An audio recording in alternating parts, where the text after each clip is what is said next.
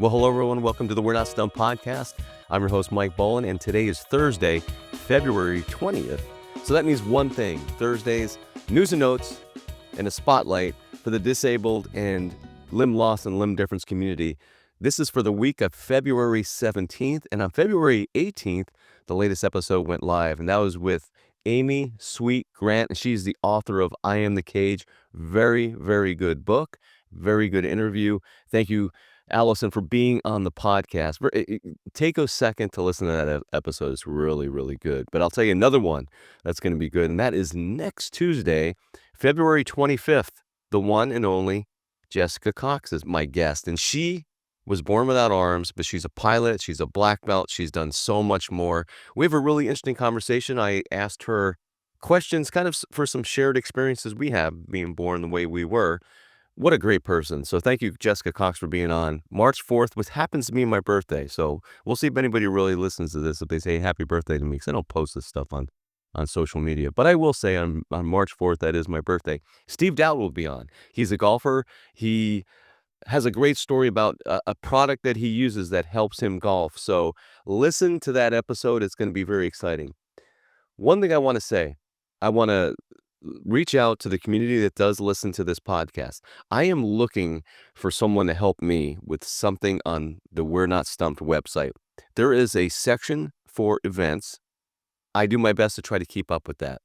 I would like one of my listeners to help me update that section. It comes with training. I'll be happy to train you on how to do that, but I do need help really filling out the events section of the We're Not Stumped.com website. So if there's anyone out there that would like to just give, 10 minutes a week, maybe half hour at the most a week, to try to fill out that section so people in our community know some of the upcoming events, please reach out to me, Mike at we'renotstumped.com.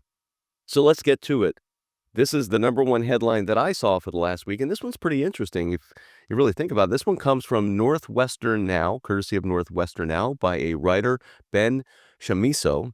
A new treatment for post-amputation pain is the headline, and the subheadline is War Study in Ukraine Suggests a Simple Procedure May Reduce Pain, which is huge. So let me get into the story. A reliable method to treat post-amputation pain remains elusive, but a new Northwestern medicine study conducted in collaboration with the Ukrainian physicians suggests that hydrodissection, a simple procedure that injects fluid around nerves, may reduce residual limb pain and opioid dependence. That's huge. The study, published in Regional Anesthesia and Pain Medicine, is the first to evaluate hydrodissection for post-amputation pain, a condition affecting millions worldwide that is notoriously difficult to treat. People that have been on this podcast talk about it quite a bit. So yes, phantom limb pain is very difficult to treat. So here's a quote.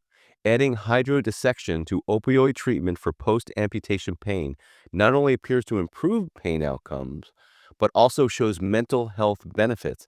And that was a quote from senior study author Dr. Stephen P. Cohen, a professor of anesthesiology and vice chair of research in pain in medicine at Northwestern University. For young veterans, finding a safer alternative to opioids is especially crucial because many face a high risk of opioid dependence due to severe psychological trauma, he said. Isn't that the truth? Cohen, who traveled to the Ukraine to set up the study, is a retired U.S. Army colonel who served 4 overseas tours in support of military operations, and the father to a son currently in the military. Subheadline, a remarkable simple procedure. Hydrodissection is an ultrasound-guided procedure where fluid is injected into the scar tissue around the nerves to relieve pain, pressure, and reduce inflammation and promote healing.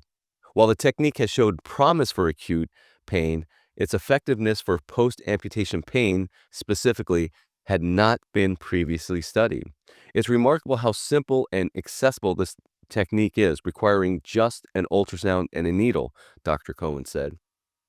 So let's go into how the study was conducted.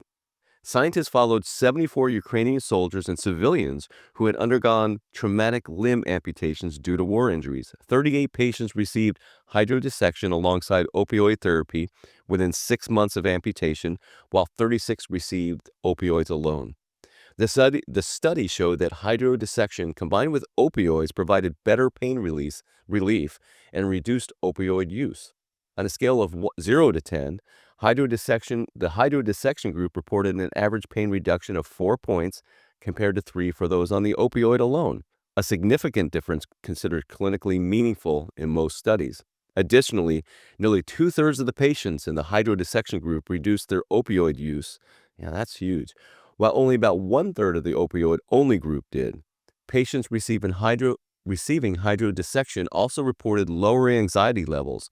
However, its effects on phantom limb pain and chronic pain were more limited. So keep up with that, Dr. Stephen Cohen. Thank you for doing that study. Very interesting. If I hear any more about this, I will certainly let you know. But if you want to read more about this, go to northwestern.edu. There's a search bar, and I'm sure you can just search for new treatment for post-amputation pain. Keep up the great work. And now I would like to go over an organization that I ran across that I think is pretty cool.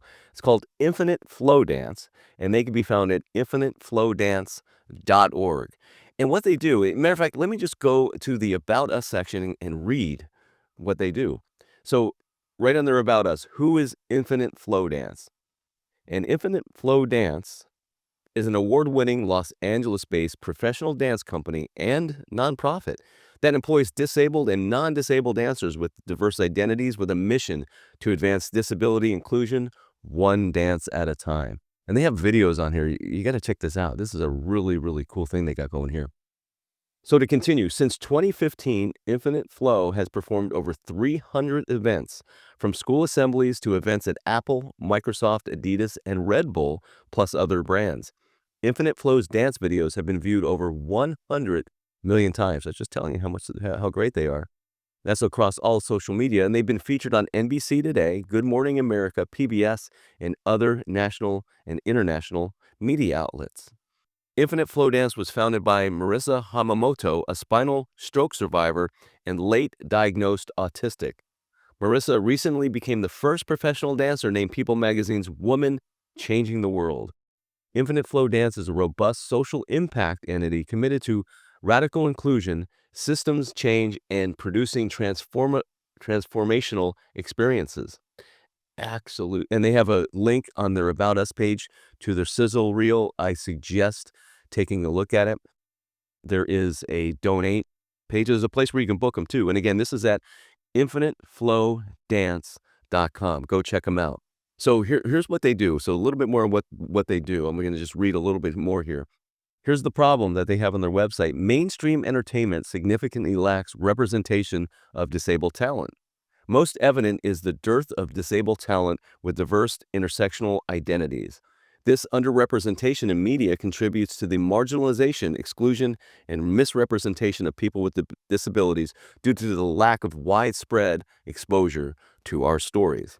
And here's their solution to this. We dismantle disability stereotypes and demonstrate the beauty of diversity and inclusion through dance performances, creative content, storytelling, and powerful collaborations.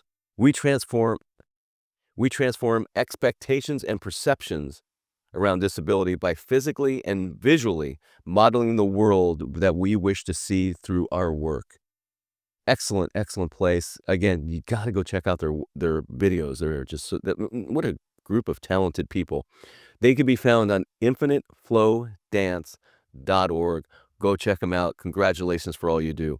Well, that's it for the news and the notes and things for Thursday, February 20th. But again, I will ask you if you have the time to help me with the events page on we'renotstumped.com, please reach out to me. Again, Mike at we'renotstumped.com, or just use the contact us form there, and I will gladly train you.